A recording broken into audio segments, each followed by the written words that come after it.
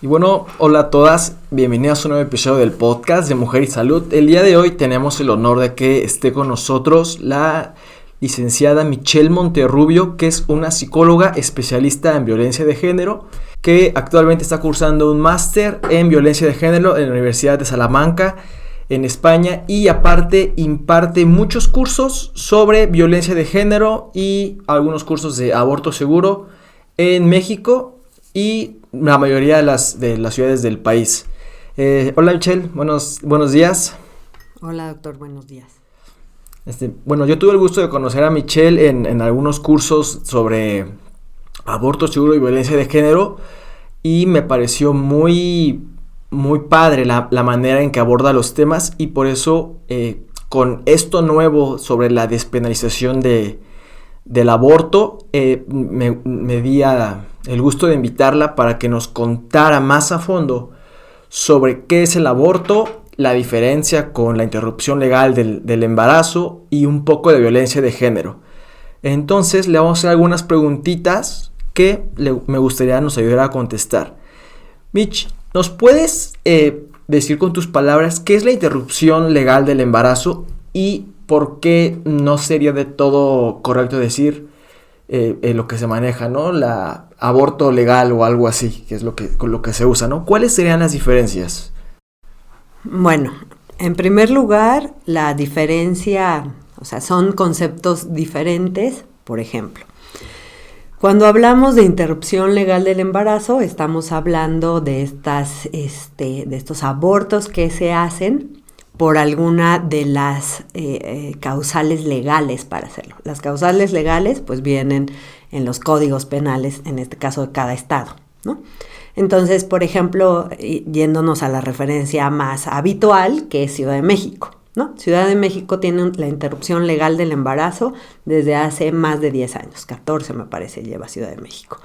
¿Esto qué quiere decir? Que tú, como mujer, puedes ir y solicitar en Ciudad de México un aborto por cualquier razón antes de las 12 semanas.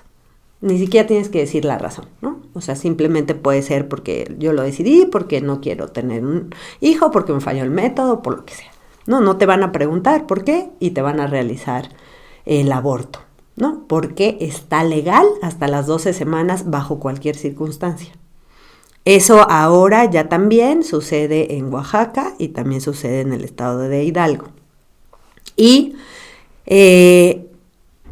en cambio, en las otras entidades federativas tenemos causales específicas en el Código Penal para hablar de un aborto o una interrupción del embarazo apegada a la ley, ¿no? En el caso de Puebla hablamos de 4 causales específicas. Las 4 causales específicas son negligencia de la mujer, causas eugenésicas graves, esa es la última, la 4. La segunda es por violación y la tercera es en caso de que la vida de la mujer esté en peligro si no le realizas este aborto, ¿no? Esas serían las 4 causas legales por las cuales en este estado se interrumpiría un Entonces sería violación, que es como que la más aceptada y la más conocida, ¿no? Pero también enfermedades que pongan en peligro la vida de la mamá durante el embarazo, que el bebito tenga malformaciones incompatibles con la vida, y la de negligencia, ¿cómo sería? ¿Una mujer que tiene cierto retraso o que no puede mantener al hijo por sí misma o cuál sería eso? Más bien es como un evento en donde la mujer no tuvo el cuidado pertinente. Estaba embarazada y se subió a atender y se cayó, ¿no? Y eso le está provocando una amenaza de aborto, ¿no? O ya es un aborto inevitable, y entonces, bueno, se realiza el procedimiento y ya se termina, ¿no? Eso sería médicamente. Por ejemplo, las pacientes que pueden llegar a un hospital por una caída y el aborto está consumando, entonces eso es otro que la ley protege a la mujer, ¿no? Así es. Que sea un aborto. Ok. Yo recuerdo que en un curso que nos diste a nosotros, algunos médicos, hablaron de un suceso que cambió que hizo que se hablara de la interrupción legal del embarazo. No me acuerdo cómo se llama esa ley o ese suceso de la niña que fue violada y que tardaron más de 9 meses en poder lograr que ella consiguiera el aborto, pero fue tanto el tiempo de abogados y todo eso que llegaron los 9 meses y apenas se había conseguido el permiso. ¿Me puedes explicar para la gente que nos va a ver qué ley era y qué pasó en esa circunstancia? Ok. Remitiéndonos a la parte médica, ¿no? De la atención médica en las instituciones, en el pasado, ¿no? En las normatividades que regían el tema de salud, pues como tú sabes, existen las normas oficiales, ¿no? Que regulan el actuar de los servicios de salud, y bueno, existen otras normas, pero hablando específicamente de las normas oficiales, entonces ahí, ¿no? En una norma nos dice qué es lo que tenemos que hacer ante determinada situación. Entonces, existía una norma para el sector salud que hablaba sobre la atención a la violencia, que era la norma 190. Esta norma decía, ¿no? Que era lo que los servicios de salud, el personal de salud tendría que hacer ante una violencia. Pero en esta parte no se consideraba el tema del aborto. Obviamente el aborto hablando de una consecuencia de una violencia, en este caso sexual, ¿no? Entonces vamos a contextualizar esto en un aborto, o más bien, en un embarazo derivado de una violación, que hoy por hoy sabemos pues que la violación es un delito, ¿no? Y además es un atentado a los derechos humanos, en este caso de las mujeres, ¿no? Bueno, entonces, este suceso que comentas es el famoso caso Paulina, ¿no? Así se llamaba la adolescente, pues casi niña, ¿no? Entonces, Paulina es víctima de una violación de unas personas desconocidas en la casa de su hermana, y entonces ella, su familia va y va al Ministerio Público, levanta una denuncia, y lo que después argumenta Paulina y sus abogados y su familia es que, por ejemplo, llegan al Ministerio Público y tienen ahí, ¿no? Unas imágenes diciendo: la pastilla de anticoncepción de emergencia se debe otorgar a las mujeres que han sufrido una violación. Y entonces la mamá dice: pues ahí estaban los letreros, ¿no? Pero nadie nos dio esa pastilla, ¿no? Nadie nos dijo que pudiésemos evitar un embarazo, ¿no? Después van a atención médica, y en la parte de la atención médica tampoco les dan el medicamento, ¿no? Y entonces, bueno, Paulina, entre el trauma y las afectaciones emocionales y demás, pues aparte de todo esto, resulta embarazada, ¿no? Y entonces, a la hora de que Paulina resulta embarazada, pues ella evidentemente dice que no desea tener a este producto, y le dicen, ¿no? Que tiene derecho a tener un aborto porque la había sido violada. Ahí vamos a regresarnos al tema del Código Penal.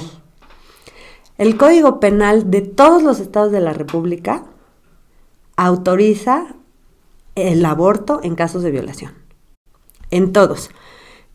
Entonces, pues en ese estado no era la excepción. Entonces, ella legalmente tenía el derecho de solicitar este aborto. Pero, pues cuando entra en la parte médica, en esta conjunción entre la parte médica y la parte legal, pues empieza a encontrar con todos estos bloqueos, ¿no? Con toda esta falta de apoyo y con todo este tabú, ¿no? Respecto al tema. Y entonces, después de mucho peregrinar, pues ella se mantiene, ¿no? En esta postura de yo no quiero tener un hijo, yo no quiero tener un hijo. Y bueno, la cosa es que parece chisme y de cuento, pero así pasó, ¿no? El director del hospital y el procurador de justicia llevan a Paulina con el arzobispo, bueno, una autoridad importante de su estado, para convencerla, ¿no? En este famoso argumento, ¿no? De que el aborto es un pecado, etcétera, ¿no? Y bueno, no me voy a meter en temas religiosos porque ese es todo un rollo, ¿no? Sí, claro. Pero en esta parte, ¿no? Donde la cuestión es que se obstaculiza el derecho que tiene Paulina a poder acceder a un aborto legal al ser víctima de una violación. Entonces, la corte, Paulina y su familia se van a derechos humanos del Estado. El Estado no les resuelve, se van a derechos humanos nacionales, la Federación no les resuelve y el tema se va hasta la Corte Interamericana de Derechos Humanos y ahí la Corte, pues, al final, ¿no? De todas las indagatorias que hace, pues, falla en favor de Paulina y de su familia y dicen que, pues, el Estado mexicano, ¿no? Le falló a Paulina en el derecho a sus... pues a lo que tenía, ¿no? Derecho a la reparación del daño, etcétera, ¿no? Y entonces hace unas recomendaciones al Estado mexicano y a partir de estas recomendaciones se genera la norma oficial 046, que es la norma que se maneja en el sector salud actualmente, ¿no? La norma se llama norma 046, SCA 2005, violencia familiar, sexual y contra las mujeres, criterios para la prevención y la atención. Entonces, en esta norma es donde se plasma muy claramente lo que se debe hacer con una víctima de una violación. Y entonces, dentro del esquema que hay que dar a una víctima, pues es una atención inmediata, justamente con la pastilla anticoncepción de emergencia, para evitar un embarazo no deseado, pero si por alguna razón la chica o la mujer no llegó, nadie se la dio, lo que haya sido, y pues o le falló, porque pues también sabemos que tiene ahí un porcentaje de fallos, como todos los métodos, y pues resulta embarazada, entonces ante esta situación, pues se puede hacer un aborto legal. Pero luego ahí viene otra cosa interesante. Así que a la norma de hace unos años, no recuerdo exactamente en qué año se hizo esa modificación de la norma, pero ahí viene otra cuestión interesante. Pues resulta que las organizaciones de la sociedad civil, grupos importantes como SGIRE, IPAS, empiezan a darse cuenta pues que no existen abortos por violación en el país, ¿no? Que las autorizaciones... porque cabe hacer mención. El artículo venía redactado de tal manera que decía que las mujeres podían acceder a un aborto seguro o un aborto legal en casos de violación previa autorización de la autoridad competente. Es decir, que primero el Ministerio Público tenía que decir sí fue una violación y entonces yo te autorizo, en este caso a sector salud, realizar el aborto. Entonces, la norma decía, lo puedes hacer o lo debes de hacer, Secretaría de Salud, los servicios de salud, pero siempre y cuando haya de por medio una autorización. Entonces te digo, pasa el tiempo y resulta que las feministas, organizaciones de la sociedad civil, de derechos sexuales y reproductivos, etcétera, empiezan a darse cuenta y por ejemplo, GIRE, ¿no? Empieza a acompañar casos en donde mujeres, casi siempre adolescentes, solicitan este tipo de atenciones o este tipo de reparación del daño y pues no se les hacen, argumentando N cantidad de pretextos. Entonces, pues todo se queda en un papel muy bien escrito que no se lleva a la operatividad y las mujeres no tienen acceso a eso. Entonces surge una modificación a la norma, a ese artículo de la norma. Esta modificación se realiza o se publica en el Diario Oficial de la Federación en marzo de 2016. Y se modifica de tal forma que entonces lo que se le quita esta parte de la autorización. Y entonces es, servicios públicos de salud, debes otorgar interrupciones voluntarias del embarazo, y si en los casos permitidos por la ley. Y entonces ahí nos remitimos al Código Penal, ¿no? A la fracción donde viene el tema de violación. Entonces, bajo el Código Penal está permitido la interrupción o el aborto por violación, y entonces la mujer tiene derecho a solicitar esta interrupción voluntaria, y el artículo reza, ¿no? Bajo protesta de decir verdad. Es decir, con que yo vaya y diga o asegure, ¿no? Además, solicite con mi puño y letra esta atención, me la deben de otorgar. Nadie tiene por qué cuestionar si eso es cierto, si no. Inclusive, también alineado con la Ley General de Víctimas, no necesita tener, dice ahí también, ¿no? El médico o el personal que realice los procedimientos no tiene por qué tener la certeza de nada, ¿no? Ni tiene por qué ponerse a investigar, ni... Entonces eso también exime a quien lo realiza, ¿no? De algún tipo de represalia o alguna cuestión así. Yo le estoy creyendo a la mujer que ella me está asegurando que este embarazo es producto de una violación, ¿no? Ahí es donde la situación se puso interesante, ¿no? En 2016. Y bueno, en eso estamos, ¿no? En este momento aquí en Puebla todavía.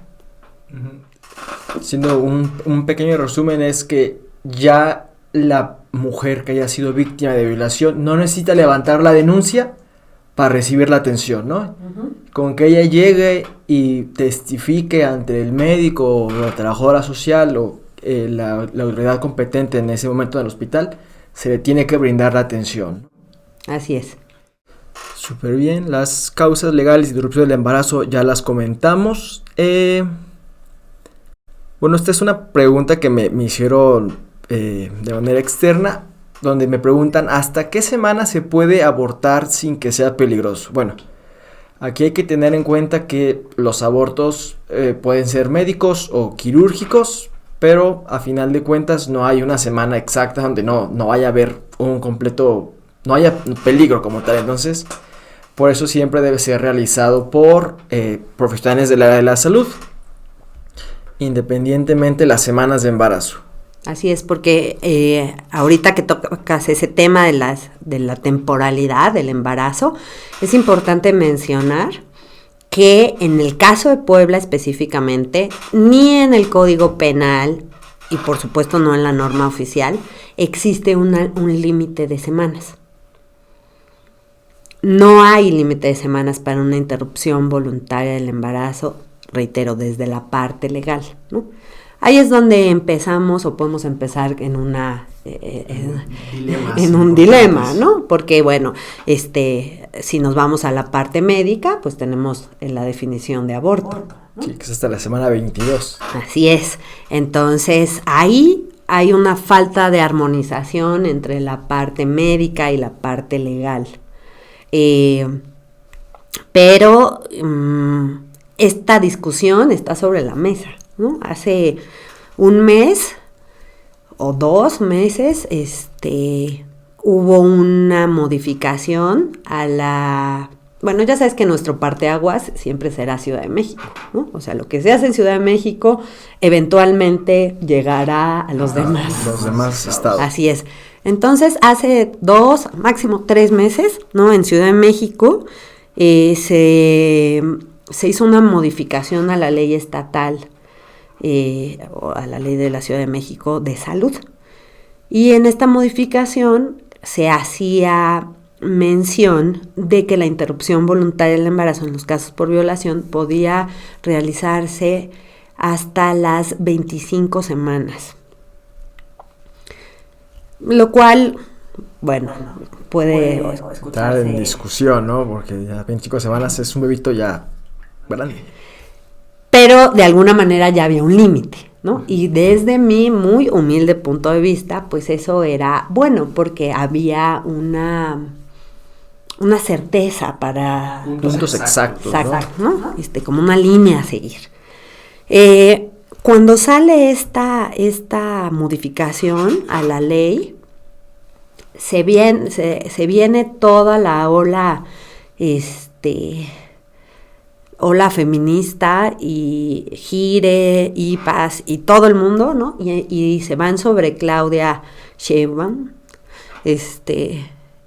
y le dicen que eso es, que no puede hacer eso, ¿no? Porque está limitando el derecho de las mujeres a acceder a la reparación del daño. Entonces básicamente ella solicita a diputados y senadores que puedan modificar otra vez el artículo y o sea, por aquí salió, por aquí pasó eso y por aquí le hicieron la modificación y el artículo al final del día quedó con que no hay semanas. Entonces, esto es un tema, ¿no? Es un tema, bueno, yo les invitaría, ¿no? A seguir checando ahí las noticias. Esto se está moviendo de manera importante y pues seguramente seguirán pasando cosas, ¿no? Claro. Yo creo que, bueno, aquí mucha gente no tiene el punto de vista de que 25, 26 semanas ya es prácticamente en 2-3 semanas más un bebé completamente viable, obviamente con cuidados médicos al nacimiento, pero ya completamente viable para poder vivir, ¿no? Bueno, son puntos que no vamos a tocar ahorita, pero pues como dices, bien interesante todo eso. Otra pregunta que nos dicen si duele realizarse un aborto, pues si solamente usa medicamentos, sí es doloroso por los cólicos, pero nada que no se pueda soportar. ¿A partir de los cuántos años una mujer tiene derecho de decidir sobre sí misma en caso de que haya sido violación que puede abortar? Ok, la norma también especifica ahí sobre el tema de la edad. Y lo que nos dice es que las mujeres que tienen más de 12 años de edad pueden solicitarlo a título personal. Es decir, no necesitamos que una adolescente de 12, 13, 14, 15 años, etcétera, tenga la autorización de sus padres o sus tutores. Solamente si fuese menor de 12 años, ¿no? Si una chica es menor de 12 años, entonces sí necesitaría la autorización de sus padres. Ok. Y también hay que tener en cuenta que muchas veces las violaciones son por parte de alguien de la familia, ¿no? No sé qué porcentaje, no sé que es como el 80%, algo así. Sí, es más entre el 60 y 70% de las violaciones ocurren dentro de la familia o con alguien muy, muy cercano. Entonces esa fue una de las razones por las cuales se estableció este tema de la edad, ¿no? Porque bien se sabe que muchas de estas adolescentes, como dices, ¿no? Han sido agredidas por sus abuelos, sus padrastros, demás, y pues ahí entra este tema de que pues no le vas a pedir a tu propio agresor, ¿no? Que te autorice o que te lleve, ¿no? Me acuerdo de una paciente que tuvimos en el hospital donde la niña llegó por violación y cuando se interroga a la mamá, sus 2 hijas habían sido productos de violación por la misma persona. Entonces la misma persona, como dices, abusa de la mamá y de las hijas y pues obviamente las hijas menores de edad no podrían, si él las acompaña, no podrían pues solicitar el servicio. Claro. O la ayuda. Ok. Michi, ¿tú qué estrategia propondrías para disminuir los embarazos no deseados? ¿Qué estrategia te gustaría a ti que se llevara a cabo para poder disminuir el número de embarazos no deseados? Ya esto fuera de lo que sería la violación. Es que fíjate que tiene mucha relación, ¿no? Porque lo platicamos hace rato un poco, ¿no? Tenemos muchas mujeres adolescentes, ¿no? Sabemos que específicamente en Puebla el embarazo adolescente tiene un rating. Creo que somos el primero o el segundo. Así andábamos hace algunos años. En este momento lo desconozco, pero no creo que hayamos bajado así drásticamente, ¿no? O sea, sí Puebla se distingue por ser un lugar en donde el tema del embarazo adolescente es un tema fuerte. Entonces, pues sí existen muchos embarazos adolescentes que son producto de la violencia, ¿no? Que si bien no es una violencia tan evidente, o sea, es decir, no hay fuerza, por ejemplo, lo que platicábamos, ¿no? De engaños. Exactamente. O sea, cuando tú ves una chica adolescente con un hombre de 25, 30, 40 años, pues evidentemente no existe una relación equitativa, ni estamos hablando de una relación, que tenga esta base, ¿no? Del amor ¿no? O sea, hay un tema ahí de coerción, de manipulación, ¿no? Y claro que oyes a las chicas de 12 años diciendo que su marido de 30 las ama profundamente y ellas están súper contentas. Pero ahí tenemos que tener la claridad de que aunque la chica diga esto, pudiese no ser una realidad, ¿no? O sea, cuando tú tienes enfrente un hombre, ¿no? Que le dobla la edad, pues claro que le está actuando con toda la alevosía, ¿no? Con toda la ventaja y toda la experiencia que le da, ¿no? La propia vida, ¿no? Sí, claro. Más allá de si es una mala persona o no me atrevería yo a hablar de eso, pero sí en esto donde simplemente la experiencia, ¿no? Lo pone en una situación de ventaja. Y él sí sabe lo que está haciendo y cómo está actuando, y pues la chica pues no lo sabe, ¿no? Esa es una de las condicionantes muy importantes que yo miro que se dan mucho, ¿no? En nuestro estado, porque tampoco olvidemos que tenemos municipios muy pobres, ¿no? Juntos auxiliares muy pequeñas. Con muchos problemas de pobreza, ¿no? De desigualdad, de falta de oportunidades, ¿no? Entonces eso condiciona mucho esta parte de los embarazos adolescentes, ¿no? La propia violencia que existe en las familias, ¿no? Tú escuchas a las chicas decir, pues sí, me salí o me junté, pues porque quería salir corriendo, ¿no? Porque en mi casa me pegaban, o porque no me ponían atención, o por lo que sea, ¿no? Entonces creo que cuando hablamos de embarazos no deseados sí tenemos que mirar mucho, pues el núcleo familiar. Sí, y la esencia, ¿no? La estructura de qué es lo que no estamos haciendo, ¿no? O sea, si esto le sumamos que seguimos en este tema de los tabús, ¿no? Pensando que las y los adolescentes, si no saben, no lo van a hacer, ¿no?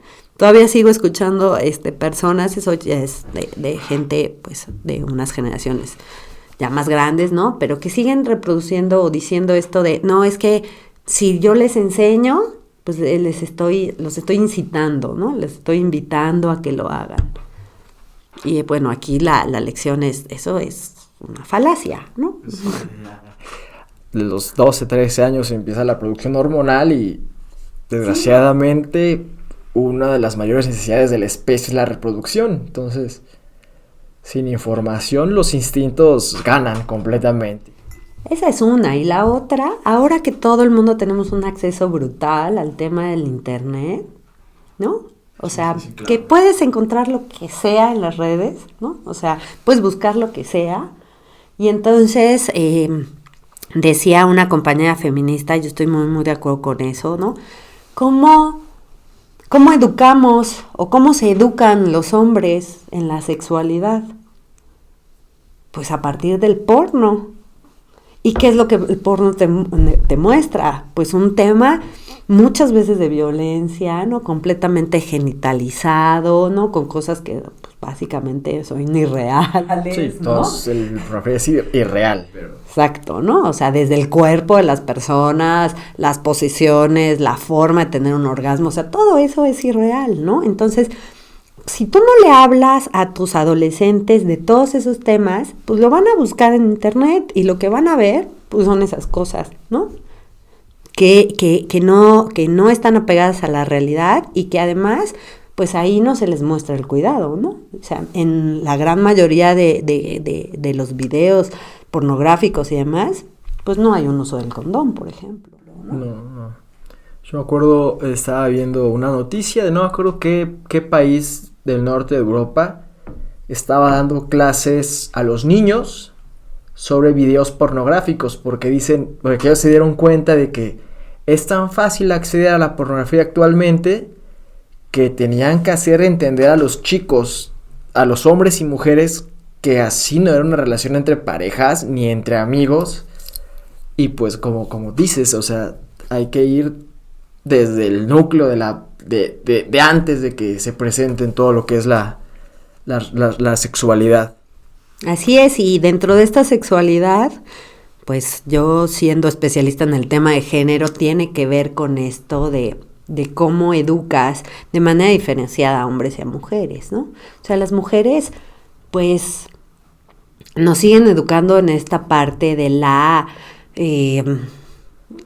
sumisión, pero aparte como de la castidad, ¿no? Ahora ya no, a lo mejor no se habla tanto de llegar de blanco al altar y todas esas cosas que se hablaban cuando yo tenía 15 años, ¿no?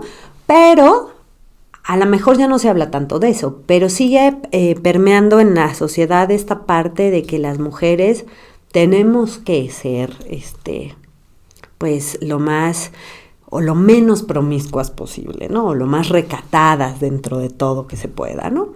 Y con los hombres pues sigue habiendo otra vez esta educación de no importa, ¿no? O sea, entre más experimentado estés, pues eres más atractivo, ¿no?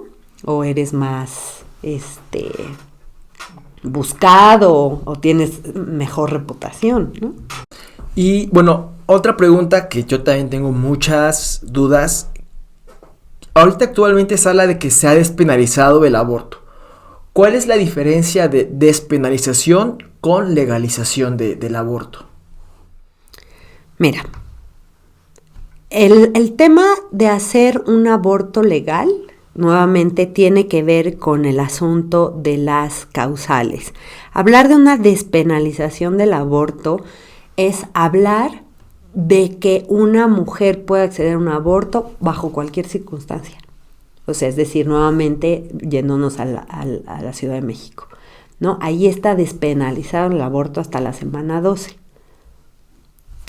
Yo puedo ir a Ciudad de México y realizarme un aborto por cualquier razón hasta las 12 semanas. Después de las 12 ya es otra historia. Ya no es legal, ya no se puede realizar, porque México es muy claro, 12 semanas te doy oportunidad. Primer trimestre. Exacto, el primer trimestre, después ya no. Entonces, lo que se busca es que esto mismo suceda en todos los estados del país, ¿no? La famosa marea verde, ¿no? de pro aborto, ¿no?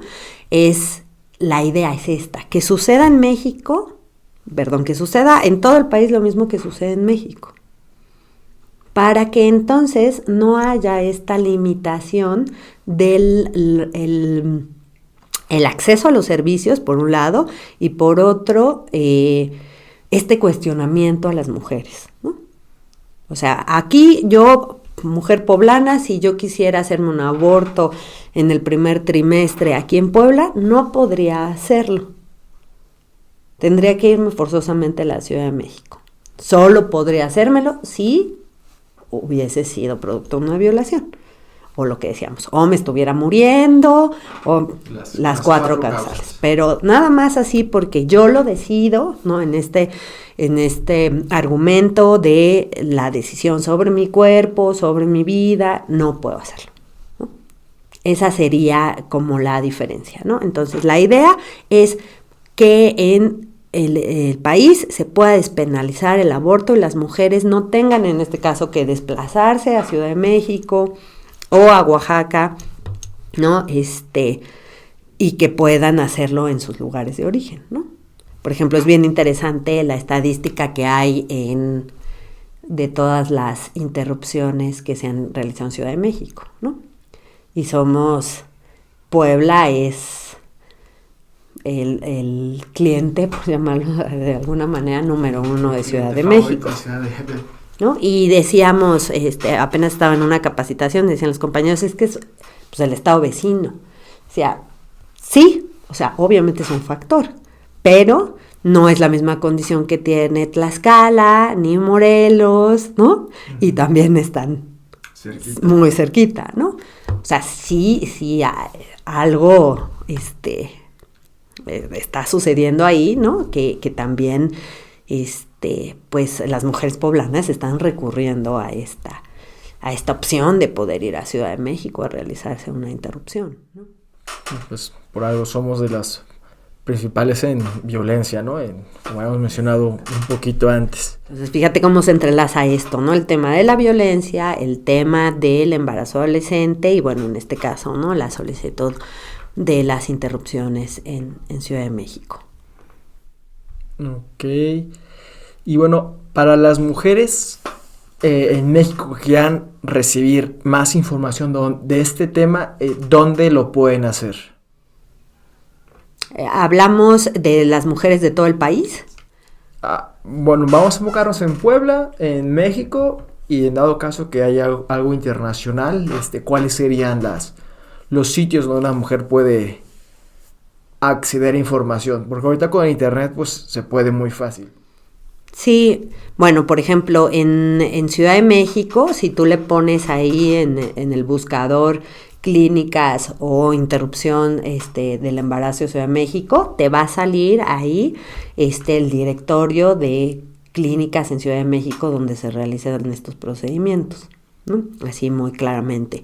Hay, por ejemplo, una organización que se llama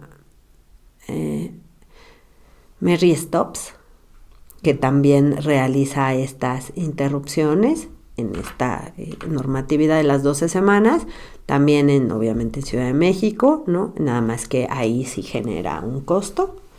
Eso es literalmente para realizarse un procedimiento en Ciudad de México. Y en este caso en Puebla, pues reiteramos, ¿no? Tenemos que hablar de una violación para poder solicitar una interrupción. Una de las 4 causas, ¿no? Entonces, todavía no se ha despenalizado el aborto en todo el país. Nada más es algo que salió recientemente en las noticias, ¿no?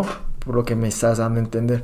Yo pensaba que era la despenalización del aborto, era que si una mujer abortaba, ya no era juzgada de cárcel, porque, por ejemplo, si una mujer llega al hospital y se le encuentran las pastillas de misoprostol ahí, pues es causante de algo penal, ¿no? De cárcel, por lo que tengo entendido. Yo pensaba que era más eso, pero no, me dices que...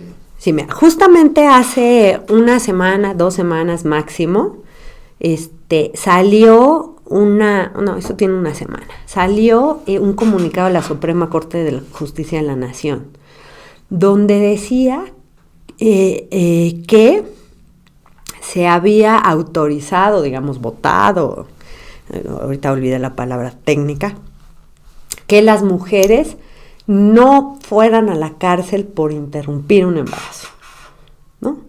Pero obviamente, pues esto que se comenta tiene que aterrizarse, ¿no? O sea, no bajo qué circunstancias, porque si todavía, por ejemplo, Puebla, ¿no? Mi código penal no me permite, ¿no? Que una mujer por voluntad propia utilice misoprostol para generar un aborto.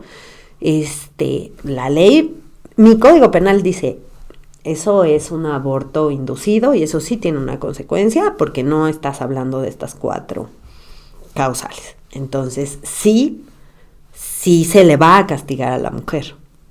Entonces, ahí todavía falta una armonización entre lo que dice la Suprema Corte de Justicia y los códigos penales. De cada estado. Exactamente. Obviamente, ¿no? Que, pues es más importante lo que dice la Suprema Corte que lo que dice un código penal de un estado. Pero ahí, como dicen, ¿no? Entre que son peras y son manzanas. Entre dimes y diretes. Exactamente, ¿no? Ahí, una mujer que pudiese estar en riesgo, ¿no? O sea, si yo agarrara ahorita y digo, ¿sabes qué? Yo me voy a someter a un aborto por decisión, porque ya la Suprema Corte de Justicia dijo que no me pueden meter a la cárcel. Pues sí, pero Puebla va a decirte, oye, espérate tantito, mi código penal dice esto. Entonces ahí, en esa coyuntura, pues pueden pasar muchas cosas, ¿no? Entonces la idea es que esto que dijo la Suprema Corte de Justicia empiece a bajar y se empiece a modificar. Pues ya para terminar el episodio vamos a hablar un poquitito de violencia de género, poquito porque la violencia de género engloba muchísimas cosas Michi, ¿nos podrías definir o decir con tus palabras qué es violencia de género? Pues la violencia de género es toda aquella acción u omisión, ¿no?, que dañe en este caso a la mujer, y le cause un daño o un sufrimiento, ya sea físico, psicológico o económico inclusive, ¿no? Esa es la violencia de género. ¿Y por qué hablamos de violencia de género? Que es igual a violencia contra las mujeres, al menos aquí en México así es, ¿no? España tiene otra definición. Para España, violencia de género es la violencia que ejerce el hombre contra la mujer en una relación de pareja. Solo en parejas. Exactamente. Para ellos esa es la violencia de género. Para nosotros en México, la violencia de género es la violencia contra las mujeres que se ejerce en cualquier ámbito. Laboral, escolar, hogar. Familiar, comunitario, ¿no? Que mucho de esto tiene que ver con los feminicidios, ¿no? El feminicidio es la manifestación más severa de la violencia de género. Ok. Y bueno, ¿por qué actualmente es tan importante hablar de violencia de género? ¿Qué ha llevado a que sea un tema de suma importancia en las agendas de los diputados, senadores, de muchos movimientos sociales? ¿Qué es lo que ha llevado a esta importancia? Pues una de las cosas es que se ha hecho más visible. También se dice que ahora con el tema de la pandemia se ha incrementado por estos asuntos del encierro y demás.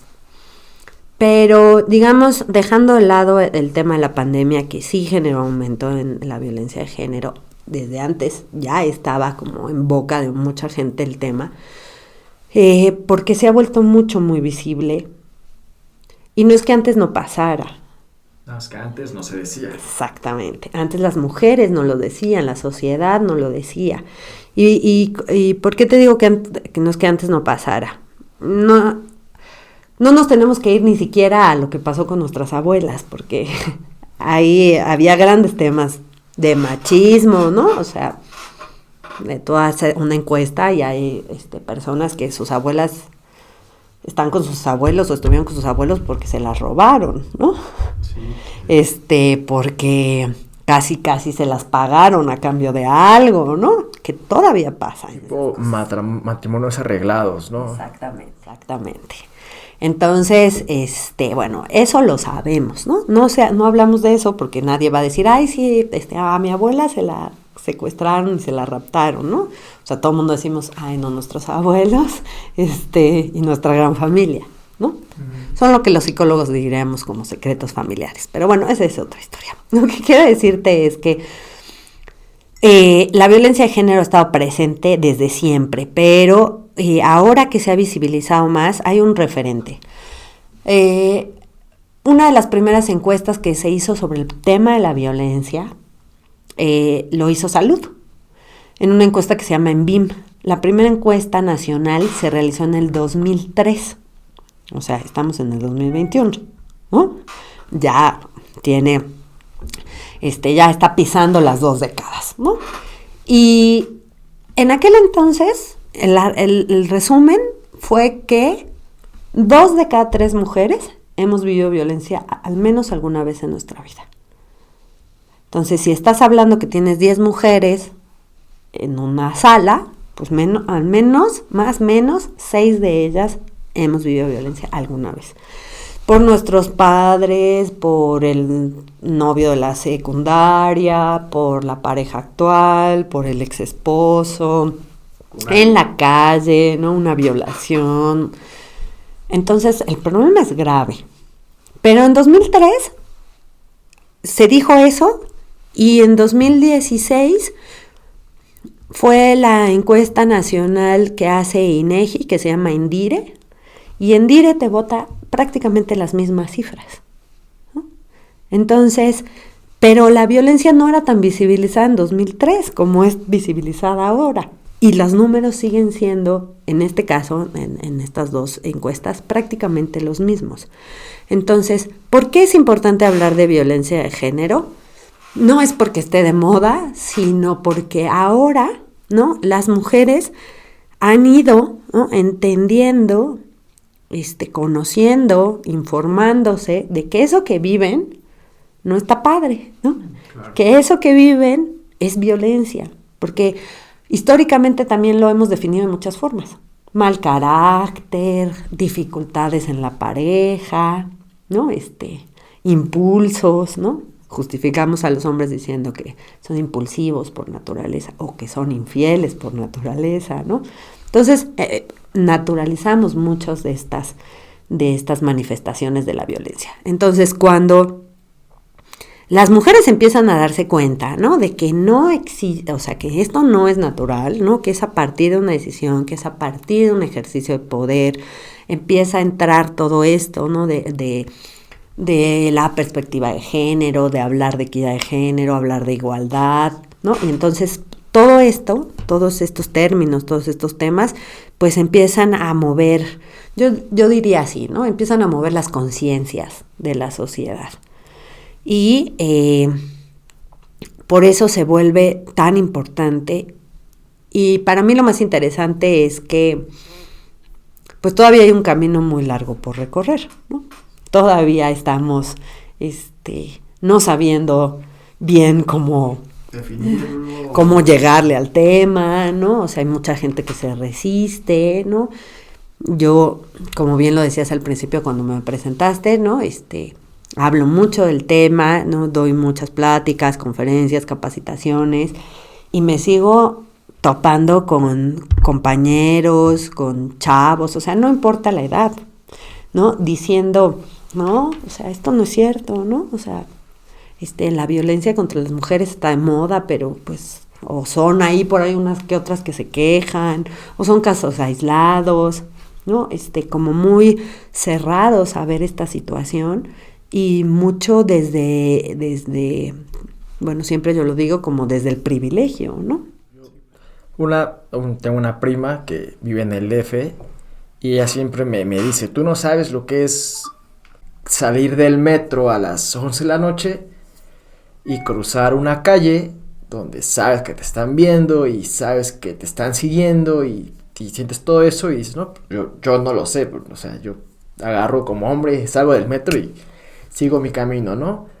Pero bueno, ella siempre es una plática que sale mucho a relucir y bueno, digo, eso es lo que es la violencia de género, ¿no? Así o sea, es. Por ser mujer te estoy viendo, como dicen por ahí, te estoy comiendo con los ojos y te quiero hacer daño si puedo, si te descuidas.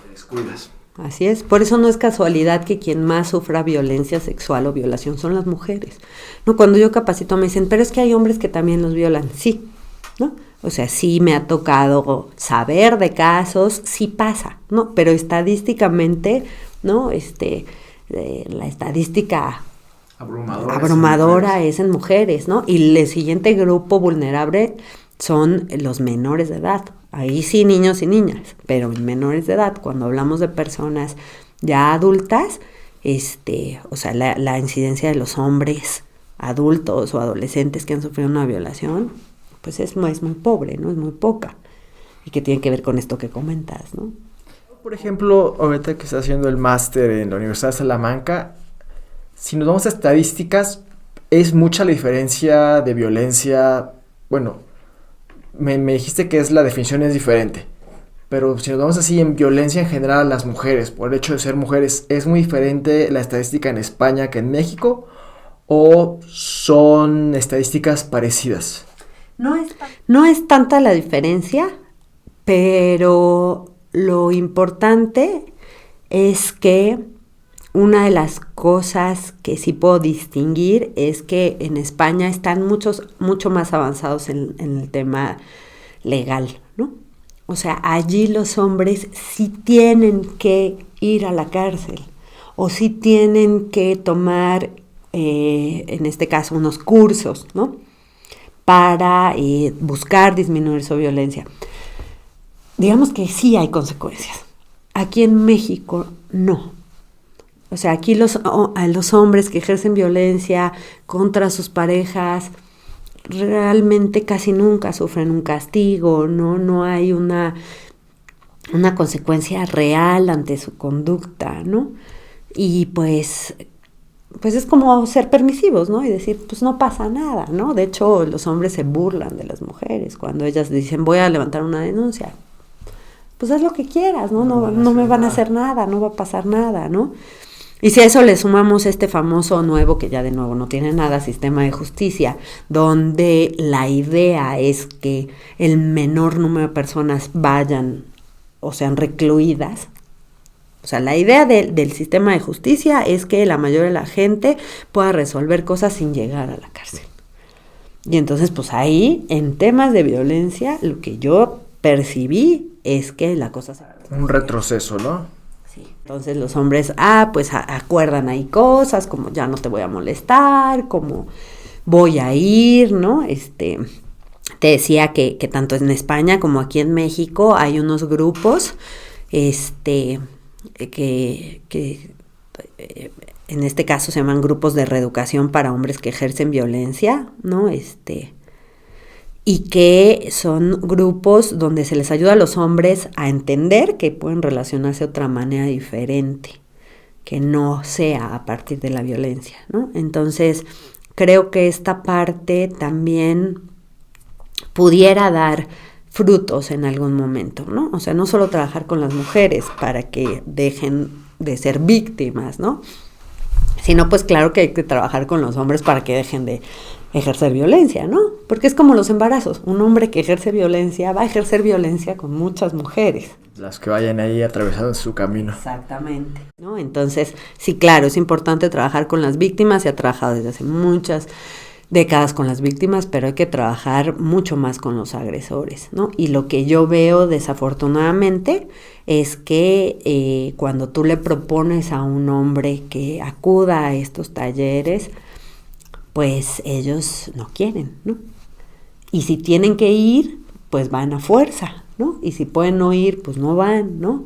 Es decir, en mi experiencia, lo que pasa con estos hombres, porque además justo estoy haciendo mi trabajo final de mi maestría sobre el tema, estos hombres, pues no están motivados para cambiar, ¿no? No quieren dejar de generar esta violencia, porque se les cuestiona la parte de los privilegios. O sea, cuando digo privilegios me refiero a esto de, no es de tu propiedad, ¿no? Tu pareja no es de tu propiedad. No tiene por qué hacer lo que tú le dices, no tiene por qué dejar de ver a su familia, no tiene por qué estar a tu servicio, a tus órdenes, ¿no? Y entonces, pues, a muchos hombres no les gusta escuchar esta parte. Claro, sí. Hay mucho machismo muy arraigado. Así es. Y la última pregunta, Micha, antes de despedirnos. ¿Dónde pueden acudir las mujeres en caso de haber presentado violencia de género? ¿Tiene que ser directamente ante un juez para algo penal o hay una circunstancia antes? Mira, las mujeres tienen siempre la opción de denunciar, ¿no? La denuncia es un derecho y además la violencia, pues es un delito tal cual, y justamente hace unos meses se determinó que la violencia se iba a seguir por oficio. Es decir, que una mujer puede quejarse o puede no quejarse o levantar una denuncia. Pero vamos a imaginar, tú eres mi hermano, ¿no? Y yo vivo violencia. Tú puedes ir a denunciar que yo estoy viviendo violencia y, en teoría, en este caso el Ministerio Público tendría que perseguir el delito por oficio. Antes el delito se perseguía por querella. Yo forzosamente tenía que ir y decir, estoy viviendo violencia, quiero poner una denuncia y quiero seguir el proceso. Y si la mujer a la mitad dejaba el proceso, pues el proceso se iba a los archivos, ¿no? Ahora tienen la obligación de que aunque la mujer diga, oye, fíjate que ya no quiero, ¿no? El Ministerio Público tendría que seguir haciendo las diligencias correspondientes para llegar al fondo del asunto. Esa es una. Pero sinceramente yo tengo puestas más mis esperanzas en el apoyo psicoemocional, ¿no? Porque pues una mujer puede poner una denuncia, pero al final de cuentas es mucho tiempo. Es mucho tiempo y aparte pues eso no te va a liberar de tu dolor, de tu sentimiento de culpa, porque aunque no seas culpable, se genera un sentimiento de culpa. Y de toda esa disminución a la autoestima, porque una de las cosas que viven las mujeres ante la violencia es el aplastamiento de su autoestima, ¿no? O sea, tu autoestima queda completamente nulificada, ¿no? Tu capacidad de decidir, ¿no? Hay mujeres que se despersonalizan completamente, o sea, ya no saben ni quién son, pues, lo que quiero decirte. Entonces, se hace vital el tema del acompañamiento psicológico para poder apoyar a estas mujeres. Y los tratamientos psicológicos, pues, pueden hacerse obviamente de manera particular, ¿no? Pero también hay instituciones que pueden apoyar a las mujeres, ¿no? Una de las instituciones es el DIF, otra de las instituciones es la Secretaría de Salud, la Secretaría de Igualdad Sustantiva, que antes era el Instituto Poblano de las Mujeres, ¿no? De entrada, estas 3 instituciones tienen personal para poder atender esta problemática, ¿no? Eso, bueno, obviamente ya depende del municipio y esas cosas, ¿no? Porque pues no en todos los lugares están los mismos servicios, ¿no? Pero al menos aquí en Puebla capital y la zona conurbada, pues esas 3 tienen esta capacidad de poder atender, ofrecer la atención desde la parte psicológica. Y obviamente si existen lesiones, porque ya igual y ya esta mujer fue golpeada, ¿no? Pues ahí sí necesita intervenir el sector salud forzosamente, ¿no? Porque ni en DIF ni en igualdad sustantiva pueden otorgarles la atención médica, ¿no? Los especialistas de la atención médica, pues claro que es la Secretaría de Salud, ¿no? Pero si la violencia es psicológica o no existen lesiones en este momento, puede ir a estas otras instituciones. Ok, pues bueno, con esto esta era la última pregunta. Mitch, en caso de que alguien se quiera poner en contacto contigo o quieran recibir tu atención por haber sufrido violencia o por cualquier tema, ¿dónde te pueden encontrar? Pues puedo proporcionarles mi número celular. Ok, lo pondremos en las notas del episodio en caso de que alguien necesite comunicarse con Michelle para cualquiera de estos temas de violencia de género, entre otras cosas. ¿Algo más que quieras comentar, Michelle, antes de que nos despidamos? Pues nada más reiterar un poco lo que decía cuando hablábamos del tema del aborto. Hay que estar, si nos interesa o nos llama este tema, pues hay que estar pendientes de cómo se va moviendo, ¿no? Qué van diciendo las autoridades de este país, qué va diciendo Ciudad de México sobre los temas. Y la otra es que yo creo que seguramente esto no tarda en llegar al estado de Puebla, ¿no? Entonces, pues para que lo tengamos muy claro y podamos estar al día, digamos, con estos temas. Ok, claro, son temas de suma importancia. Y la otra, pues que siempre el apoyo emocional pues se vuelve vital, ¿no? Tanto en los temas del aborto como en los temas de la violencia o ambos combinados, ¿no? Todavía seguimos teniendo como mucha resistencia para solicitar el apoyo emocional, ¿no? El acompañamiento emocional, ¿no? Todavía los psicólogos no somos tan bien vistos. Nos resistimos como sociedad Así es. Al apoyo psicológico, que es sumamente importante. Así es. Entonces, bueno, pues esa sería, ¿no? No nos resistamos. Pidamos el apoyo cuando lo necesitemos. Bueno, pues muchísimas gracias, Mitch. Gracias a ti. Por aquí, en otro episodio, vamos a pensar qué tema nos puedes ayudar. Estos temas siempre enriquecen muchísimo a todos. Perfecto, muchas gracias. Adiós. Mucho gusto. Ay. Y bueno, esto fue todo el episodio. Espero hayas aprendido muchísimo sobre este tema tan importante que es el aborto legal y la violencia de género. Desafortunadamente el video se cortó a media grabación y ya no pudimos recuperar la parte del video que se perdió. Pero bueno, el objetivo del video y del podcast es informar, con lo cual con el audio creo que se cumplen los objetivos. También les dejo en las notas del episodio el número de la licenciada Michelle para que si tienen alguna duda o necesitan comunicarse con ella lo puedan hacer de una manera sencilla. Y si estás interesada en una consulta o una videoconsulta en cualquier tema de ginecología y obstetricia, con gusto puedes agendarla conmigo. Lo único que tienes que hacer es entrar a mi página web, que la encuentras en la mayoría de mis biografías. En ella le das clic y le puedes dar en agendar consulta o consulta online. Te recuerdo que estoy ubicado en el Hospital MAC, Torre Médica 1, consultorio 1403. Me despido, adiós.